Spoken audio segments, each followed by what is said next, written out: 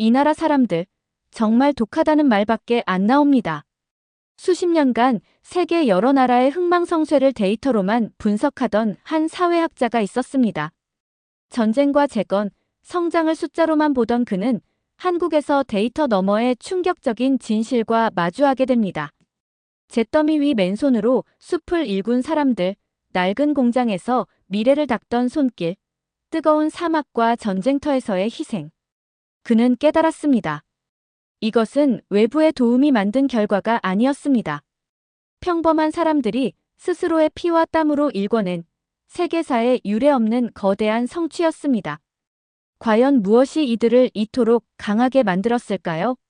그가 발견한 한국인의 숨겨진 힘은 무엇이었을까요? 오늘 그 놀라운 이야기를 끝까지 함께 따라가 보시죠. 안녕하세요. 제 이름은 엘리엇입니다. 미국 사회연구소에서 사회 발전과 회복력을 연구하는 사회학자죠.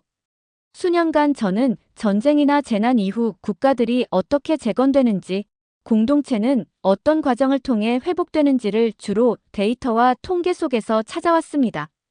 한국 역시 저의 중요한 연구 대상 중 하나였어요.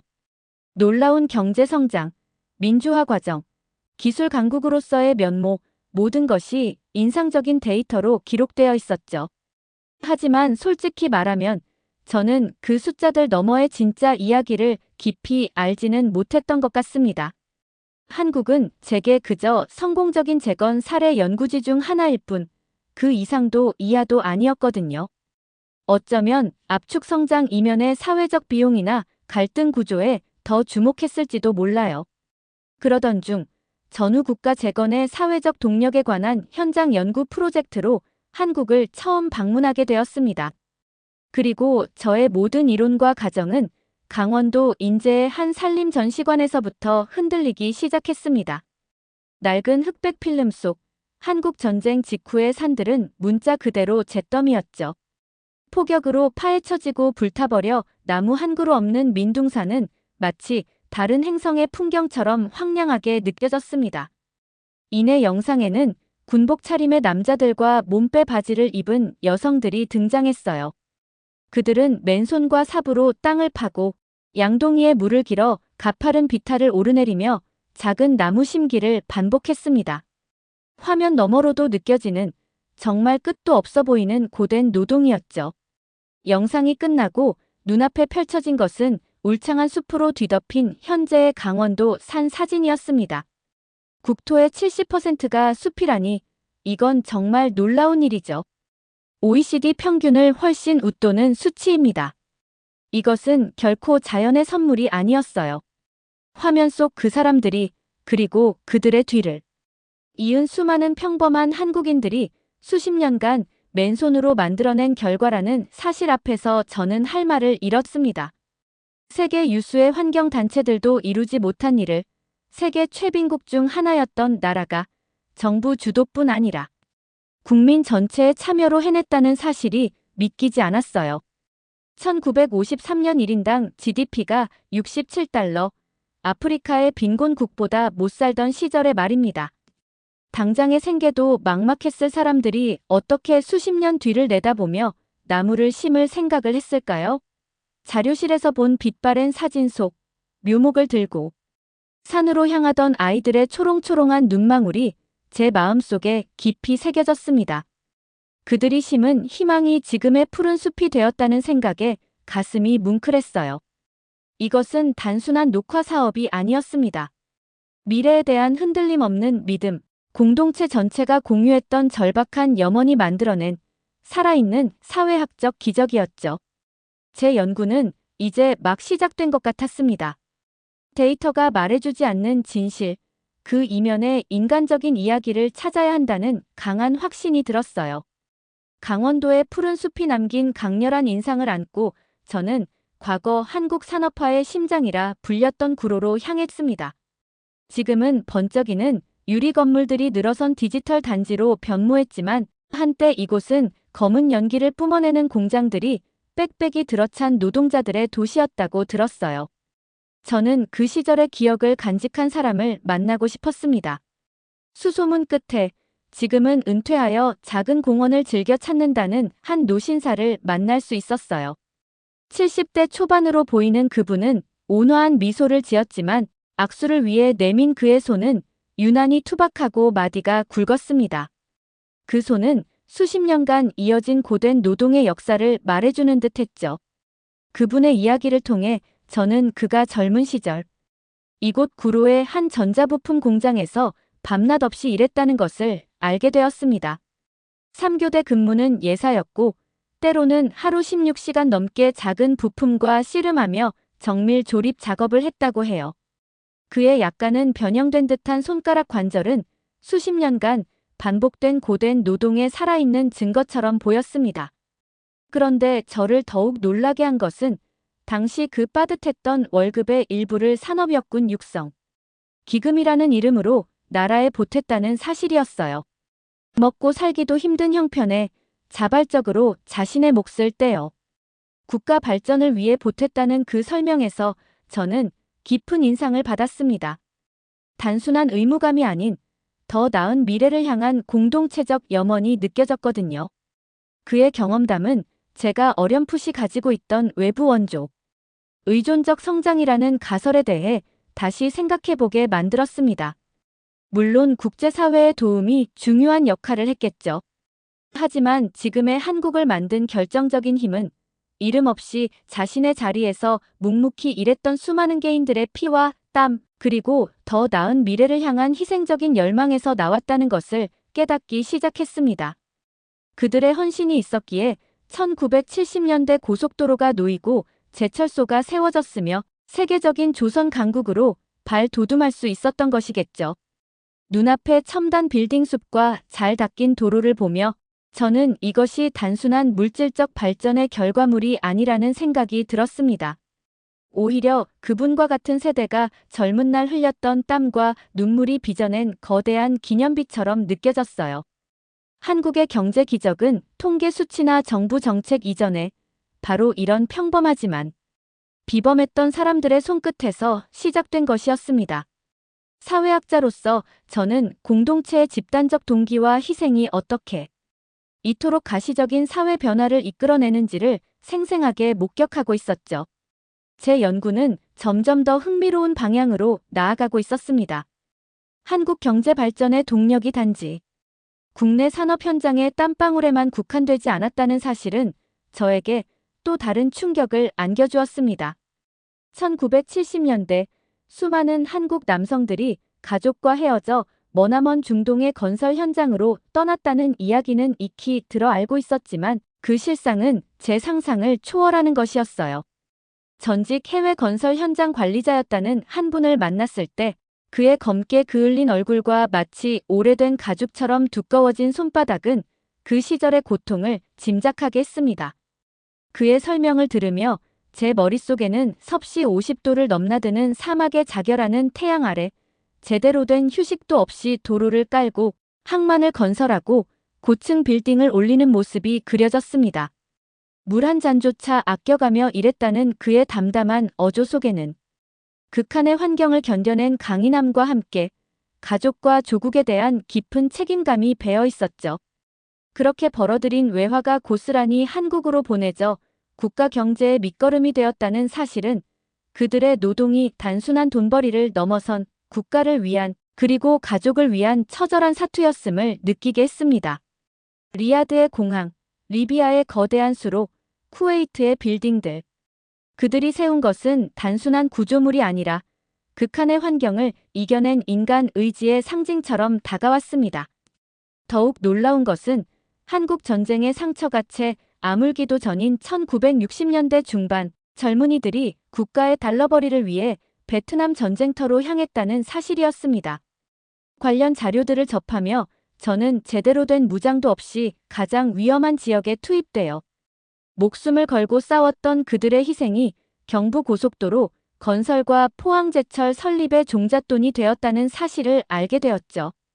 그야말로 피로써 국가 발전의 대동맥을 놓은 셈이었습니다. 생각할수록 마음이 숙연해졌어요. 희생은 비단 해외에서만 있었던 것이 아니었습니다.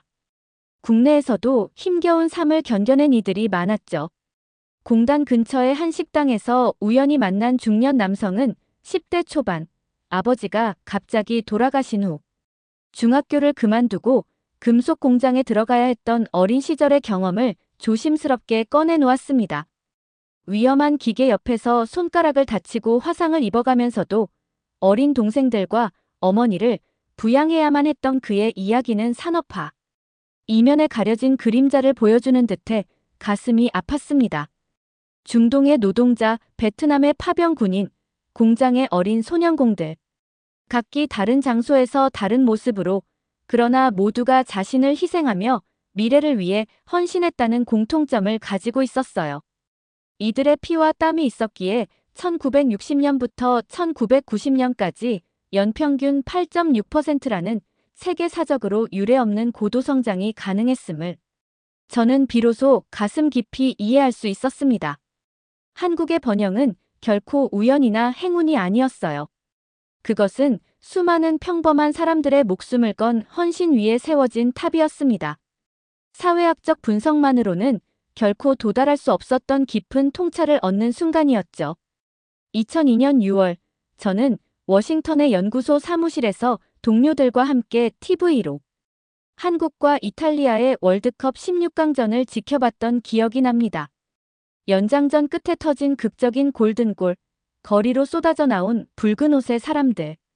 당시 저는 그저 작은 나라의 예상치 못한 선전 정도로 여기며 박수를 보냈었죠. 축구에서 종종 일어나는 이변 그 이상도 이하도 아니라고 생각했던 것 같아요. 하지만 이번 한국 방문에서 만난 한 은퇴한 교사분과의 만남은 그날의 기억을 완전히 새로운 시각으로 바라보게 만들었습니다.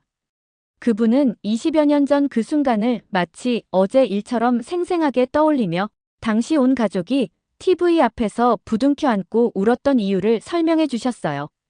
그 설명을 들으며 저는 그것이 단순한 축구 승리의 기쁨 때문만은 아니었다는 것을 깨달았습니다. 그날은 한국 전쟁 이후 처음으로 세대와 이념, 지역과 계층을 넘어온 국민이 진정으로 하나가 되었던 역사적인 순간이었다는 거죠. 급격한 산업화 과정에서의 갈등, 민주화 투쟁의 상처, IMF 외환위기의 고통, 늘 분열과 대립의 시간을 견뎌야 했던 한국 사회가 2002년 월드컵이라는 거대한 축제를 통해 비로소 완전한 하나됨을 경험했다는 그분의 통찰은 사회 통합을 연구하는 저에게 정말 깊은 울림을 주었습니다. 광화문 광장을 가득 메운 붉은 물결 사진 속에서 저는 놀라운 광경을 보았습니다. 서로 모르는 사람들이 얼싸안고 춤추고 노래하며 심지어 시위 진압복 차림의 경찰들까지 시민들과 함께 환호성을 지르고 있었어요. 9.11 테러 이후 잠시 고양되었다가 이내 정치적 분열로 얼룩졌던 미국의 애국주의와는 뭔가 다른, 훨씬 더 깊고 뜨거운 무언가가 느껴졌습니다. 그것은 일시적인 감정의 폭발이라기보다는 오랜 시간 억눌려왔던 어떤 에너지가 분출되는 듯한 인상이었죠. 20년이 지난 지금도 젊은 세대들조차 그날의 감동을 마치 직접 겪은 것처럼 이야기하는 것을 보면서 저는 그것이 단순한 스포츠 이벤트의 기억을 넘어 세대를 이어 전승되는 강력한 집단 기억이자 민족적 자부심의 발현임을 깨달았죠. 얼마 전 서울의 전쟁기념관에서 한국 전쟁으로 인한 민간인 사망자가 전체 인구의 10%에 달했다는 기록을 보고 큰 충격을 받았던 기억이 떠올랐습니다. 미국 인구로 환산하면 무려 3천만 명이 넘는 엄청난 희생이었죠. 그런 끔찍한 상처를 딛고도 좌절하거나 과거에 발목 잡히지 않고 오히려 놀라운 회복력과 단결력을 보여준 한국 사회의 저력 앞에서 저는 다시 한번 감탄하지 않을 수 없었습니다. 2002년의 그 붉은 함성은 단순한 응원이 아니었던 겁니다. 그것은 역사의 온갖 고난을 이겨낸 민족의 응축된 에너지였고 우리도 할 수 있다는 강렬한 자기 확신의 표출이었어요. 저는 그때 비로소 한국 사회를 이해하는 또 하나의 중요한 열쇠를 찾은 기분이었습니다. 데이터 속에서는 결코 발견할 수 없었던 사람들의 마음속 깊은 곳에 자리한 힘을 본 것이죠. 한국 사회를 이해하는 또 다른 중요한 열쇠는 바로 의료 시스템과 교육열이었습니다. 제가 직접 경험한 서울의 한 대학병원에서의 일은 그야말로 충격 그 자체였어요. 가벼운 감기 증상으로 병원을 찾았는데 접수부터 전문의 진료, 몇 가지 검사, 그리고 약 처방까지 모든 과정이 단 2시간 만에 끝났습니다. 최첨단 의료 장비와 깨끗한 시설은 물론이고 무엇보다 이 모든 과정이 놀라울 정도로 체계적이고 효율적으로 진행되는 모습이 인상 깊었죠. 미국에서는 상상하기 힘든 속도와 편리함이었습니다. MRI 예약을 위해 몇 달을 기다리고 전문의 상담까지 몇 주가 걸리며 응급실에서 하염없이 기다리는 것이 당연하고 나중에 날아올 살인적인 의료비 청구서를 걱정해야 하는 현실과는 너무나 달랐어요. 더욱 놀라운 것은 이런 수준 높은 의료 서비스를 저렴한 비용으로 부자든 가난한 사람이든 상관없이 모든 국민이 건강보험증 하나로 누리고 있다는 사실이었습니다. 1950년대에는 변변한 병원 하나 없었고 전염병으로 수많은 아이들이 목숨을 잃었던 나라가 어떻게 이토록 선진적인 의료 시스템을 구축할 수 있었을까요? 그 비밀의 핵심에는 1977년에 시작된 국민건강보험 제도가 있었습니다. 종로의 한 찻집에서 만난 하윤 씨는 과거 섬유공장에서 일하며 처음 보험료를 냈던 기억을 떠올렸습니다. 그녀의 이야기를 들으며 월급에서 적지 않은 돈이 빠져나가자 동료들 사이에서 불만도 있었지만 우리 세대는 아파도 돈 없어 병원 문턱도 못 넘었지만 내 자식들은 그렇게 살게 할 수 없다는 마음으로 기꺼이 부담을 감수했다는 그 당시 사람들의 심정을 헤아려 볼 수 있었어요. 또한 은퇴한 수간호사였던 서아 씨는 과거 열악했던 의료 환경 속에서도 의사나 간호사 할 것 없이 돈보다 사람 목숨이 먼저라는 생각으로 환자를 절대 포기하지 않았던 당시 의료 현장의 헌신적인 분위기를 생생하게 전해주었습니다. 저는 한국 의료 시스템의 성공이 단순히 제도나 기술의 문제가 아니라 미래 세대를 위한 기성세대의 책임감과 헌신 그리고 공동체적 연대의식이라는 강력한 사회적 자본 위에 세워졌음을 깨달았죠. 코로나19 팬데믹 당시 세계적인 모범 사례로 꼽혔던 K방역 역시 이러한 튼튼한 기반 위에서 가능했던 것이라는 생각이 들었습니다. 의료와 더불어 저를 놀라게 한 것은 한국의 뜨거운 교육열이었습니다. 작은 시골 마을 박물관에서 본 낡은 흑백 사진 한 장이 지금도 잊히지 않아요. 갓난아기를 등에 업은 채 다른 아이의 책가방을 대신 메고 있는 어머니의 모습이었죠. 학예사 예진 씨는 그 사진이 먹고 살기 힘든 시절에도 자식 교육만큼은 절대 포기할 수 없었던 한국 부모들의 강한 집념을 보여주는 상징적인 자료라고 설명해 주었습니다. 그 설명을 들으며 저는 1945년 문맹률이 80%에 육박했던 나라가 불과 한 세대 만에 세계 최고 수준의 교육, 국가로 발돋움한 기적의 원동력을 어렴풋이 짐작할 수 있었어요. 서울의 한 대학교 사회학과 교수인 도윤 씨는 1960에서 70년대 서울대학교 신입생 중 상당수가 그를 모르는 부모를 두었다는 사실을 언급하며 교육을 통한 역동적인 사회 이동성이야말로 한국 사회의 큰 특징이라고 강조했습니다. 그의 분석은 제게 큰 흥미를 불러일으켰죠. 과거 학회에서 만났던 한국계 미국인 연구원 승현 씨의 성공 스토리가 바로 그 생생한 증거였습니다. 한국의 교육열은 단순한 입시 경쟁을 넘어선 내 자식에게만큼은 더 나은 삶을 물려주겠다는 부모 세대의 절박한 약속이자 미래를 향한 가장 확실한 투자였던 것이죠. 이러한 사회적 동력이 한국 발전의 또 다른 중요한 축이었음을 저는 분명히 느낄 수 있었습니다. 한국에서의 마지막 날들을 보내며 저는 이 사회를 관통하는 또 다른 강력한 힘을 발견하게 되었습니다. 그것은 바로 역사의 격동 속에서도 끈질기게 지켜온 전통과 그 모든 기적을 이루어낸 세대의 놀라운 겸손함이었어요. 급격한 경제 발전 과정에서 과거의 유산이 쉽사리 단절되거나 파괴되는 경우를 저는 여러 나라에서 목격했습니다. 특히 압축 성장을 겪은 사회에서는 더욱 그렇죠. 중국의 문화 대혁명 같은 사례들을 떠올려 보면 더욱 그렇습니다. 하지만 한국은 달랐습니다. 전쟁의 폐허와 가난, 숨가쁜 산업화를 거치면서도 그들은 자신들의 뿌리를 잊지 않았던 것 같아요. 서울 한복판, 고궁에서 600년 넘게 이어져 온 종묘 재래악 공연을 직접 보았을 때 저는 형언할 수 없는 깊은 감동을 느꼈습니다. 장엄하면서도 정제된 음악과 춤사위 속에는 수많은 역사의 고난을 견뎌내고 기억을 포기하지 않은 한국인들의 강한 의지가 담겨 있는 듯 했어요. 그곳에서 만난 한 문화유산 해설사분의 설명을 들으며 저는 이 의식이 단순한 문화재 보존을 넘어 공동체의 정체성을 확인하고 계승하려는 끊임없는 노력의 산물임을 깨달았습니다.